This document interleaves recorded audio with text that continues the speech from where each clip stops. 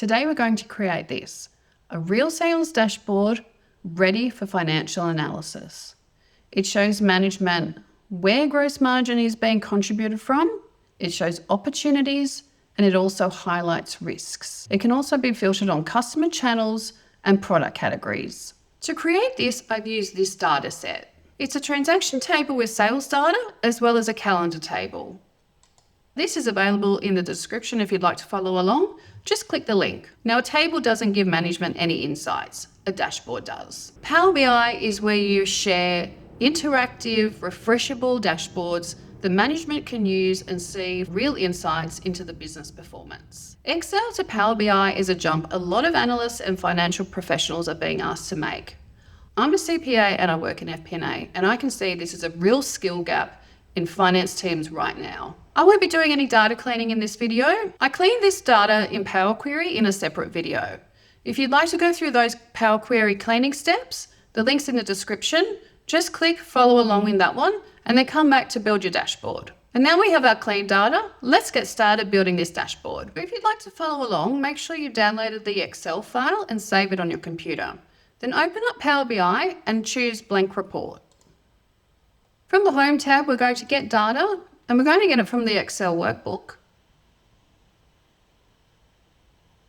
Your screen might be slightly different to mine because Power BI keeps updating these screens, but all you have to do is find the file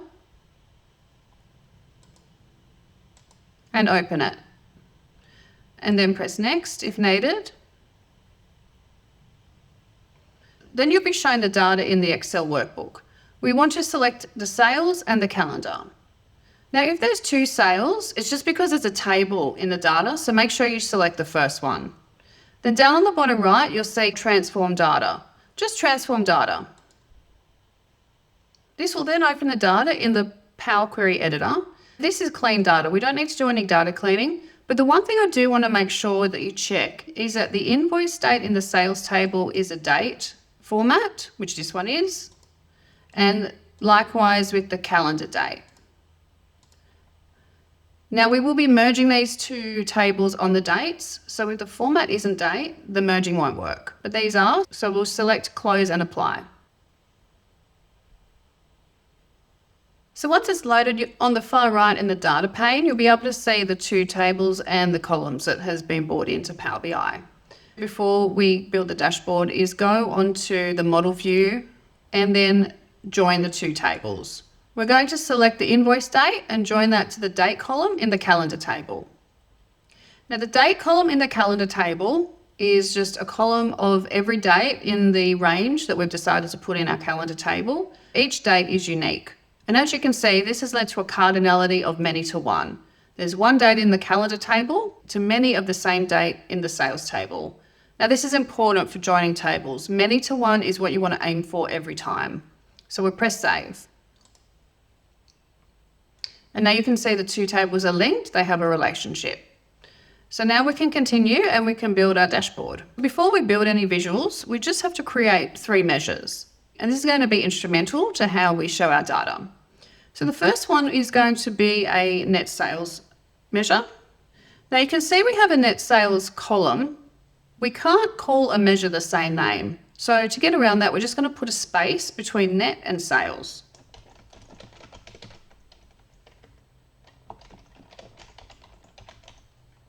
So it's just sum of the net sales column in the sales table in brackets and press enter. Now over here on the right, we can see our measure in our sales table. Now we're only making 3 measures today. We're going to keep it simple. If we have multiple measures, I'd actually create a measures table to keep all the measures together, nice and neat. But in this instance, we've only got 3. We'll just keep them in the sales table. The next measure we're going to create is our gross margin. And this is going to be our net sales minus all our costs. So we're just going to do sum of net sales again, and then we're going to do minus sum of all our labour, minus sum of all our logistics costs, minus the sum of all of our overheads, minus the sum of all of our prime costs. Okay, and then you press enter. And your gross margin measure is there as well. Now, the last measure we're going to create is our gross margin percentage. And we're actually going to use those two measures in the gross margin percentage. So the measure will be gross margin percentage equals, and we're going to use the divide function. So if you write divide, you're going to put the top of the division, which is our gross margin, and then the bottom of our division, which is the net sales.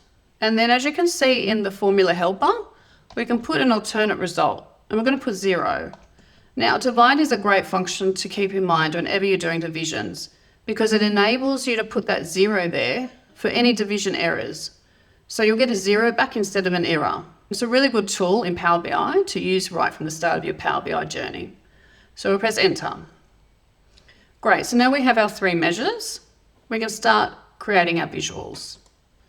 Now we're going to close our filters pane to give us a bit more room. The first visual we're going to create is to show our net sales across the year by channel. To do that, we're going to bring in a line chart. And we'll make it about halfway, which is where that red line is. So with the visual selected, you'll get your fields available for this visual. Now, we want to put our net sales measure into the y-axis field there. And then our x-axis is going to be time. So don't bring in the invoice date. Well, I will actually. I'll show you what that looks like. There you go. What it's actually doing is plotting every invoice in the data set. And as you can see, that's really messy. What we want to do is we want to aggregate that for certain time periods, in this case, months. So we'll take that back out. And that's exactly why we have our calendar table. This enables us to decide what time period to show. So we'll bring in our year period into the x-axis, and there you go. So that's a lot neater. Now, the first thing we notice is here, the net sales are numbers, not dollars. So to fix that, you just select your measure, and this gives you your measure tools menu. Now, as you can see, we have formatting, and we just want to select dollars. And now we have our own currency. Now to show our channels, bring in the channel into legend. So just drag that into legend. Now the visual has used that legend to split the net sales by channel. So this is a really good way to see what's happening net sales wise by channel. As you can see, grocery is quite a lot lower than the other two. Now we might just do some more formatting to make this look a bit nicer. We might change that title. So if you go to format and general, you can find your title. I'm just going to delete everything after net sales. Okay, there we go. We probably also don't need to see that year. It's self-explanatory what we're looking at. In format, under visual x-axis, we can just turn off the title. The next thing we want to do is drill down into our gross margin percentage. Our gross margin is the reason why we are running a business. We want to make profit. These visualizations are going to show, firstly, which customer channel is contributing the most margin, and we're going to create another visual to show which product.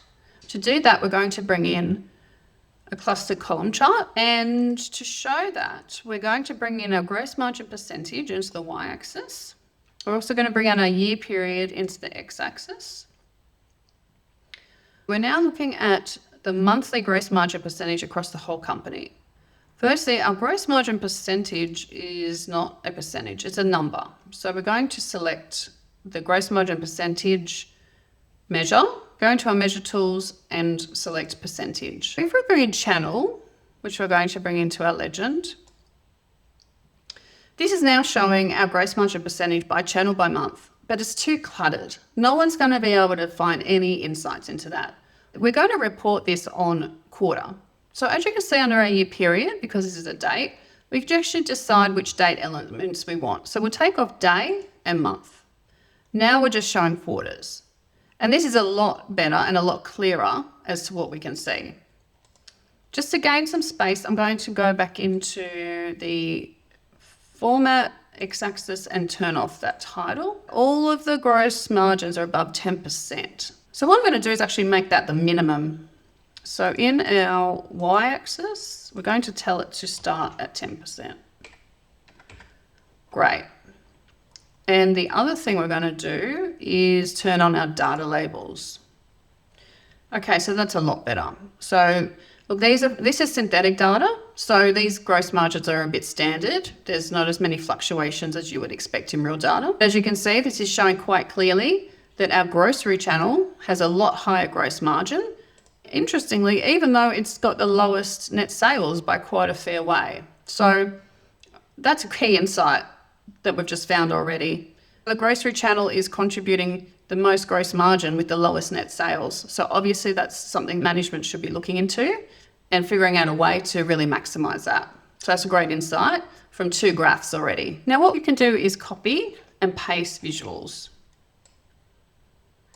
So instead of starting everything from scratch, just to be more efficient, if you want to just do a variation on an existing visual, you can just copy and paste like that. So what we're doing with this one is we're going to go back into the visuals editor and we're going to change the channel. So we'll delete that and we're going to bring in level 1. Okay, so now what we're doing is looking at the gross margin percentage each quarter based on our level 1 for our product categories, so bakery, cooked, etc. Now, as you can see, these are all quite high. So I'm going to change the minimum on this one in the y-axis to, say, 12. Or you could even do 13. There we go. I might also change, in the data labels, you can change the color in value. I'll just make that black so it's a bit more obvious. Our frozen is highest with our prepared second highest. So that's an interesting insight into our products. The last thing we're going to do on these is just clean up the title. So this is gross margin by level 1. And this is gross margin by channel code. Our last visual here, we're going to look at customer concentration. If you have a few customers that are basically contributing the majority of your gross profit, that's a risk. If you lose one or all of those, that's a huge hit to the company's bottom line. So it's a really good metric to keep an eye on. So for that, we're going to add in a tree map visual. We're going to put our customer name in the category, and then we're going to use our actual gross margin in values. Now what we want to do is select that and show the value as the percentage of the grand total. So for each customer, it's going to show the percentage of the gross margin is contributing to the company. Go into formatting and turn on our data labels. There you have now our percentage contribution made by each customer to our gross margin, our profit. So the largest one, our major retailer one, is contributing 10.8%. Now, if you add up the top 5, it's about a third. So your top 5 customers are contributing a third of the profit of the whole company. That's risky, and that's definitely something management should keep an eye on. We'll just rename that customer concentration. Okay, so these are our 4 main visuals. If you're working in a real company, you'd obviously have a logo and perhaps a banner up the top of all your Power BI. I'm just going to be a bit lazy today and add in some text to pretend I have a logo for my synthetic data. I'll just copy and paste that in there. Now, last thing we're going to do is just 2 cards at the top. Cards are a really great way just to show top-line metrics that management just want to see at a glance. So we'll add in a card and we'll just bring in our net sales. Put to 2 decimal places in our measure tools. Now we'll just copy and paste that and we'll bring that over here and we'll take off our net sales and bring in our gross margin. So there we have just some top line, really important metrics management can see the second they open this dashboard. So this is our dashboard. It looks pretty good. The main difference between moving from Excel to Power BI is filtering. Now, there's some really simple filtering that you can do, and that is just clicking on the visuals. So for example, on our net sales, we can see our legend. Now, if you click on one of these channels, say grocery, The whole page is now just filtered to grocery. Our cards up the top, our concentration, as you can see, our gross margins pointing out our high gross margin percentage. It's also showing the gross margin percentage of the product categories in grocery. So just with the click of a button, you can start to really drill down into what you want to analyze specifically. Now to undo that, you just click again and it's all back to totals. And likewise, you can click on retail and do the same thing. Or down here, you can choose one of your level ones. So if you really want to look into frozen, this is now showing the net sales across the channels just for frozen products. It's also showing the customer concentration and the net sales and gross margin at the top. This is a really powerful aspect of Power BI. Easy cross-filtering abilities, just with a click of a mouse. So I'm just going to show you one more thing. So unclick that. So obviously that's just clicking the visuals. Now say you really wanted to drill down onto the customer concentration in the grocery channel, and that's how you wanted to publish the dashboard. You didn't want to have people having to click. You wanted just to make sure the customer concentration was only the grocery. That's where you'd expand your filters pane. And as you can see, there's filters on this visual, this page, and on all pages. But because I've clicked on this visual, we can actually bring in the customer channel just to that one visual and click on grocery. Now, as you can see, I've selected grocery just for this visual, nothing else changed, but you've got this one view, and if you wanted to rename that customer concentration by grocery channel, you could, and you could publish that, and everyone would only see that one filter on that one visual. It's so powerful. The more you start using filters, the more you realize how far advanced Power BI is regarding this aspect to Excel. We'll just remove that, and to do that, there's this clear filter, and now we're back to everyone, and we'll close that pane again. Okay, so there's our dashboard. We've created visuals, we've done analysis, we've found risk factors, we've found opportunities to highlight to management. We've gone through how you can filter, both just by clicking and by adding filters on the filters pane. Now the best thing is, once this is saved, it's refreshable. If your data updates, you just come up here onto the Home tab and you refresh all, and your new data is brought in through Power Query and automatically shown on your dashboard. Now, as I've said, this is synthetic data, and that's how I suggest you practice. You practice synthetic data, build up your skills that you can then apply on your employer's data. Now, this is a pretty simple dashboard. We've built it from one table and a calendar table, but that's on purpose. I wanted you to start with a board-ready, credible dashboard with an easy data set. This is a great first step from moving from Excel to Power BI. In the next video, I'm going to do a budget versus actual dashboard, including a more complicated data model setup that is really useful for financial analysis. So if this has been helpful and you want to build your data skills, please subscribe, and I'll see you in the next one.